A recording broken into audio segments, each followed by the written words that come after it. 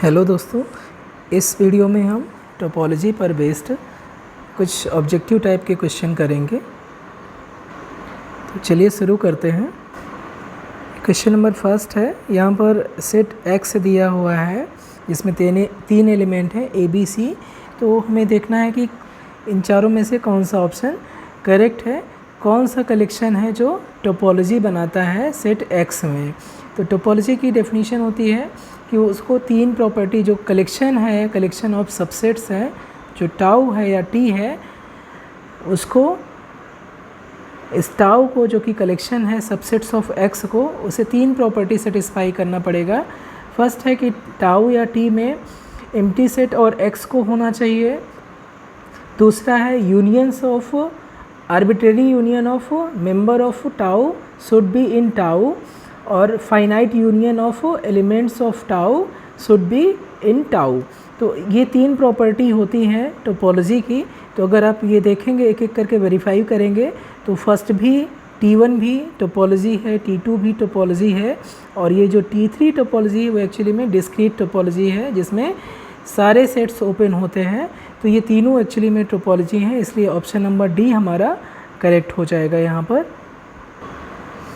Question number 5 को देखें तो एक्स टाउ कोई टोपोलॉजिकल स्पेस है और कह रहा है एस सबसेट है एक्स का। तो क्लोज़र ऑफ एस क्या होता है? By definition closure of S होता है smallest closed set containing S, और ये किसके इक्विवेलेंट होता है? ये इक्विवेलेंट होता है intersection of all closed set containing S. तो ऑप्शन नंबर ए यहाँ पर करेक्ट हो जाएगा कि जो क्लोज़र ऑफ एस है वो एक्चुअली में इक्वल है intersection of all closed sets containing S के। क्वेश्चन नंबर 2 को देखें, यहाँ पर आर यू दिया हुआ है set of real number with usual topology. ये स्पेस ऑफ रियल नंबर है विद यूजुअल टोपोलॉजी यू, और यहाँ पर तीन सेट दिए हैं एक्स वाई जेड। तो इनमें से कह रहा है कि कौन सा सेट है which of the following sets is neither open nor closed. कौन सा ऐसा सेट है जो ना तो ओपन है और ना ही क्लोज्ड है? तो जो सेट एक्स दिया है वो एक्चुअली में ओपन है यूजुअल टोपोलॉजी के रिस्पेक्ट में, और जो सेट जेड दिया हुआ है वो एक्चुअली में क्लोज्ड है। और जो सेट वाई है वो सेट ऐसा है जो ना तो ओपन है और ना ही क्लोज्ड है, इसलिए जो ऑप्शन नंबर बी है वो करेक्ट हो जाएगा। क्वेश्चन नंबर 6 को देखेंगे तो ये इंटीरियर ऑफ अ सेट से रिलेटेड है। कोई टोपोलॉजिकल स्पेस XT है तो उसका जो इंटीरियर होता है किसी सेट A का, वो क्या होता है? लार्जेस्ट ओपन सेट होता है जो कि कंटेंट होता है सेट A में, और ये किसके इक्विवेलेंट हो जाता है? Union of all open set content in U। तो ऑप्शन नंबर A यहाँ पर करेक्ट है।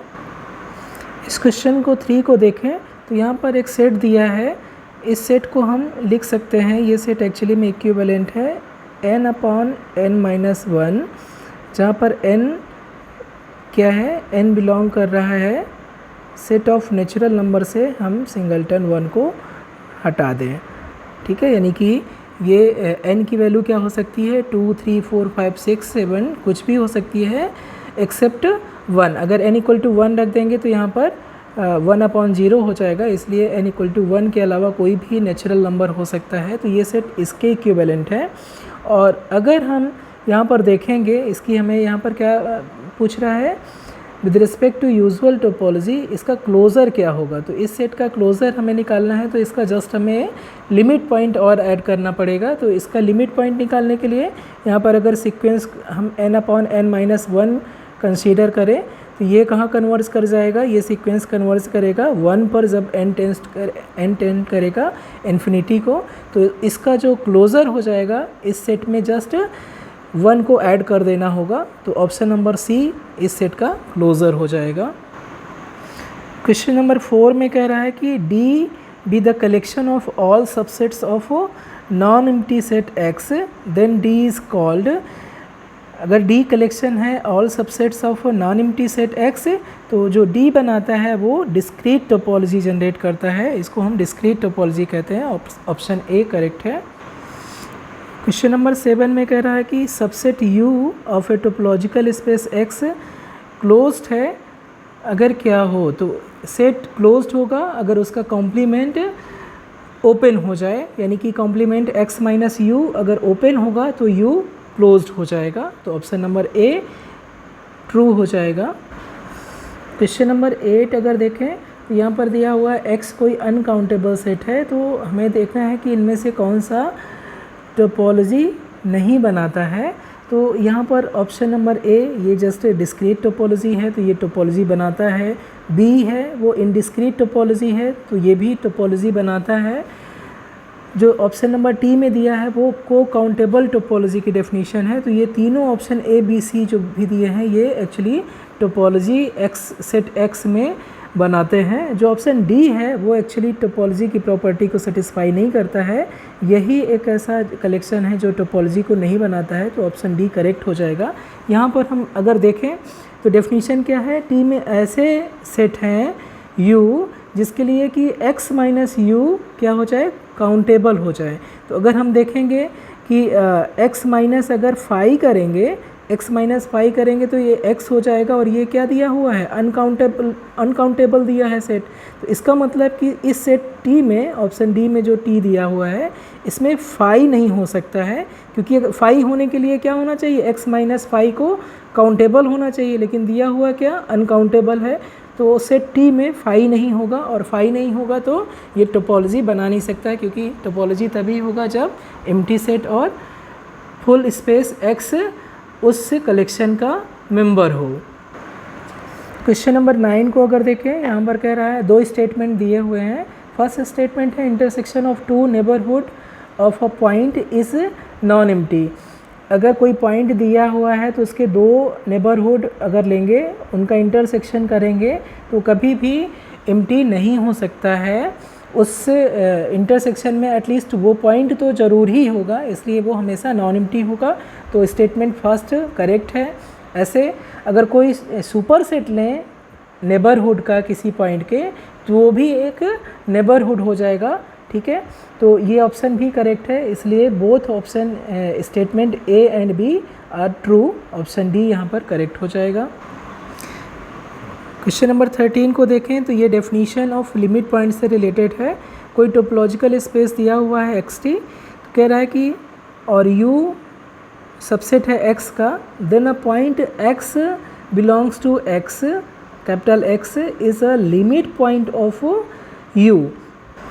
तो limit point small x limit point हो जाएगा सेट u का अगर x का हर एक neighbourhood, if every neighbourhood of x intersects u in some point other than x। ये डेफिनीशन होती है लिमिट पॉइंट की। ऑप्शन नंबर ए यहाँ पर करेक्ट हो जाएगा।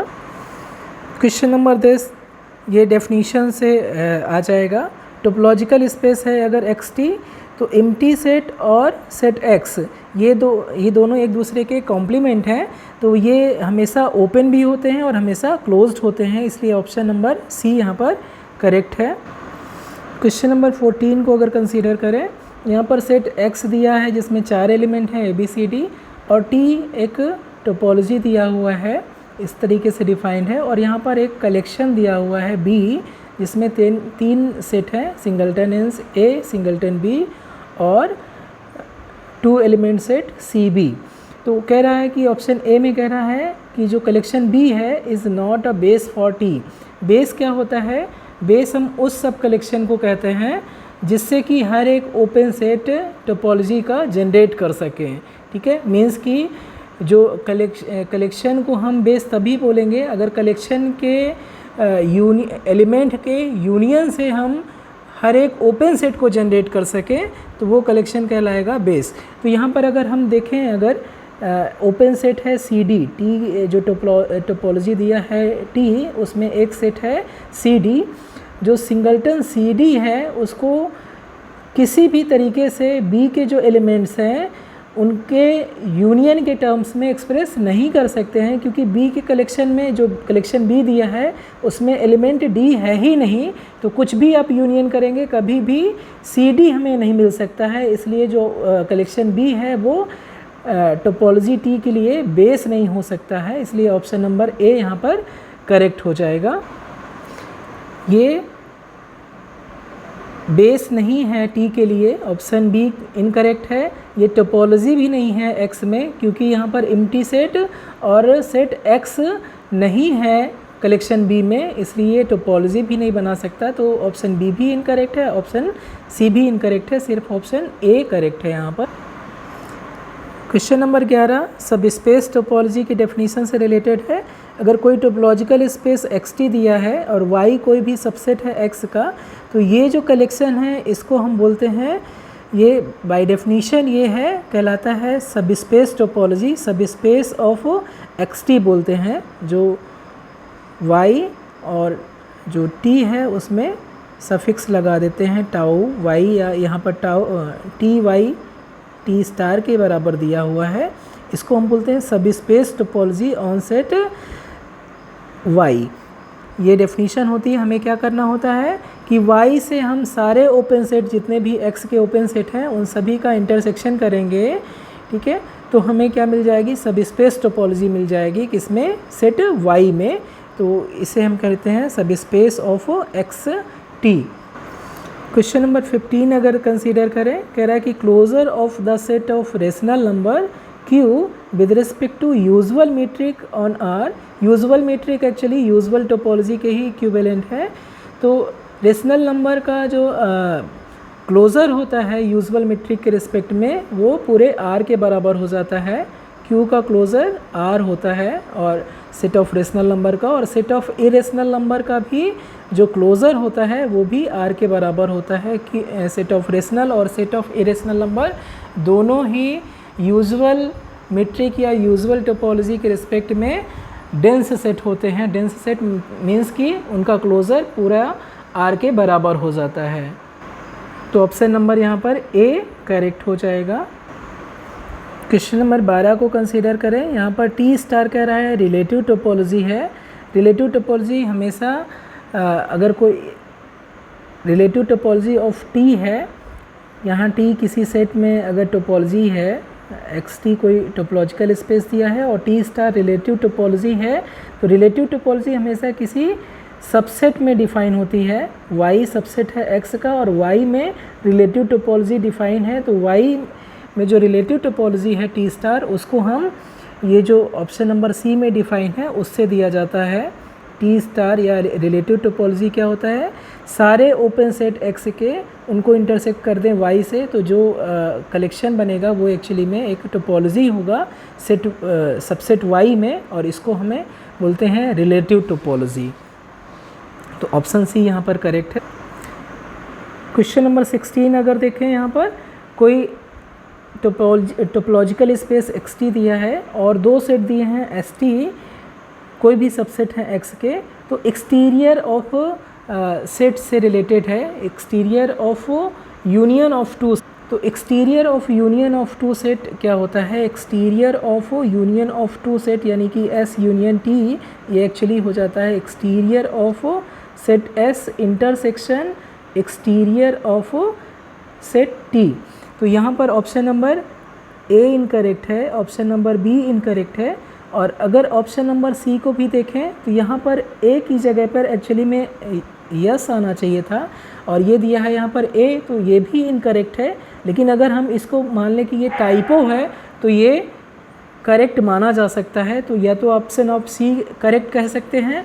अगर आप ये कहें कि यहाँ पर ए की जगह एस होना चाहिए था, बाय मिस्टेक ये ए टाइप हो गया है, तो अगर आप ये मानते हैं तो ऑप्शन सी करेक्ट हो जाएगा, अदरवाइज़ ऑप्शन डी करेक्ट होगा। लेकिन यहाँ पर जब भी आंसर सीट आएगी तो मुझे लगता है यहाँ पर ये जो ए है ये टाइपो है, तो ऑप्शन सी ही करेक्ट होना चाहिए। और अगर आप टाइपो की तरह नहीं ट्रीट करते हैं तो डेफिनेटली इनमें से कोई भी ऑप्शन करेक्ट नहीं है, तो नन ऑफ दीज हो जाएगा। Question number 17 just definition of topology से रिलेटेड है। कोई भी सेट है x, अगर उस नॉन एम्प्टी सेट है और उसमें एक टोपोलॉजी T डिफाइंड है, तो T में फाई और x हमेशा होंगे। ऑप्शन सी यहाँ पर करेक्ट हो जाए। क्वेश्चन नंबर 21 बहुत ही इंटरेस्टिंग है। ये क्वेश्चन में कह रहा है कि जेड प्लस दिया हुआ है, यानी कि नेचुरल नंबर का सेट दिया हुआ है, नेचुरल नंबर का कलेक्शन दिया हुआ है। इसमें 3 टोपोलॉजी डिफाइन किया हुआ है। ये फर्स्ट है T1 subspace topology on Z plus induced from usual topology of R, और T2 क्या है, ऑर्डर टोपोलॉजी है। जो ऑर्डर टोपोलॉजी है वो इस बेस से जनरेटेड टोपोलॉजी है, और T3 है डिस्क्रीट टोपोलॉजी। तो जो सेट ऑफ नेचुरल नंबर होता है उसमें जो सब स्पेस टोपोलॉजी होती है with respect to usual topology of R, वो एक्चुअली में डिस्क्रीट टोपोलॉजी के इक्विवेलेंट हो जाती है। तो T1 हमेशा इक्विवेलेंट होगा यहाँ पर T3 के।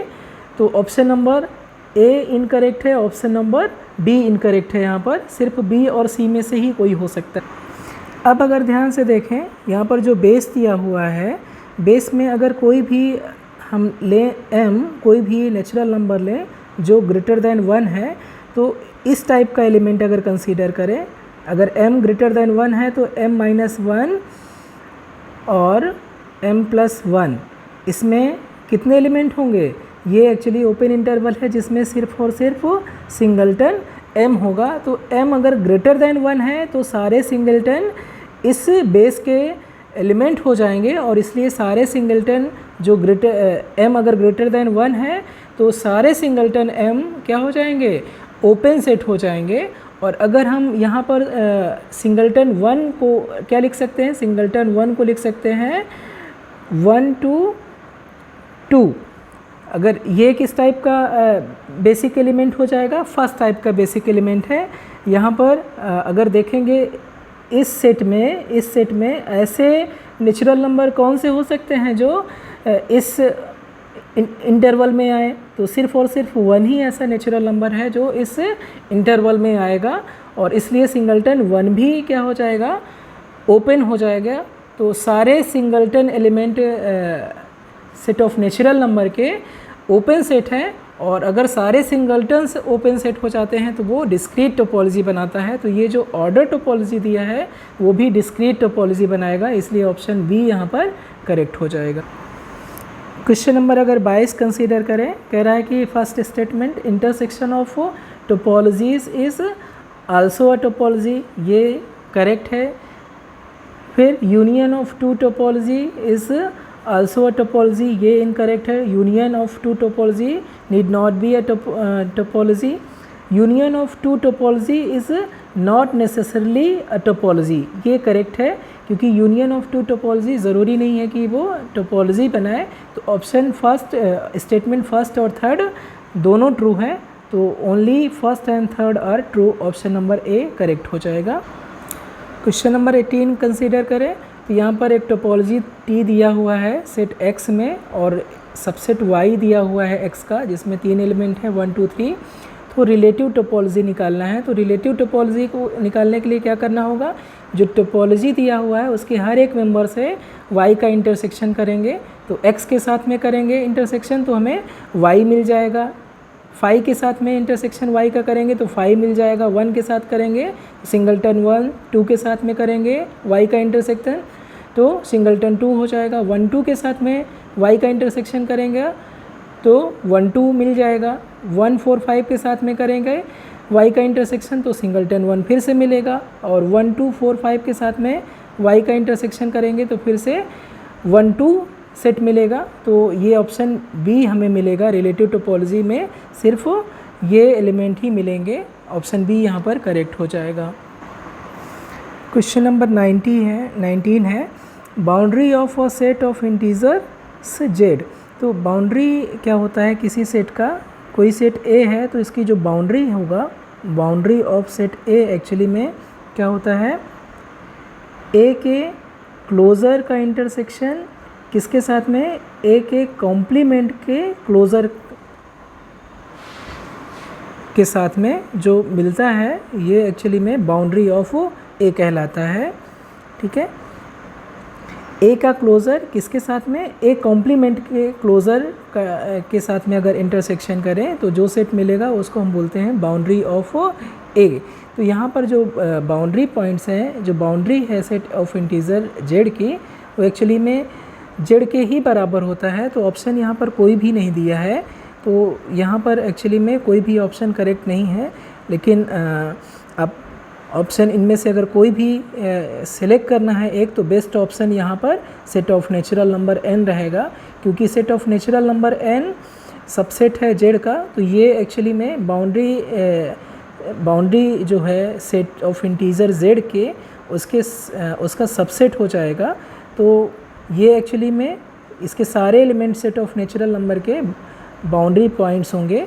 तो यही ऑप्शन बेस्ट ऑप्शन हो सकता है, अदरवाइज़ कोई भी ऑप्शन यहाँ पर करेक्ट नहीं है। क्वेश्चन नंबर 23 में the you closure of the set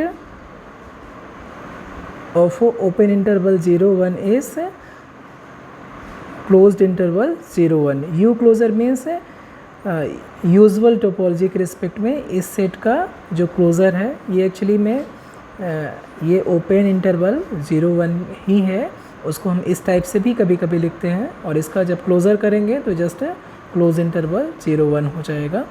तो ऑप्शन डी यहाँ पर करेक्ट है।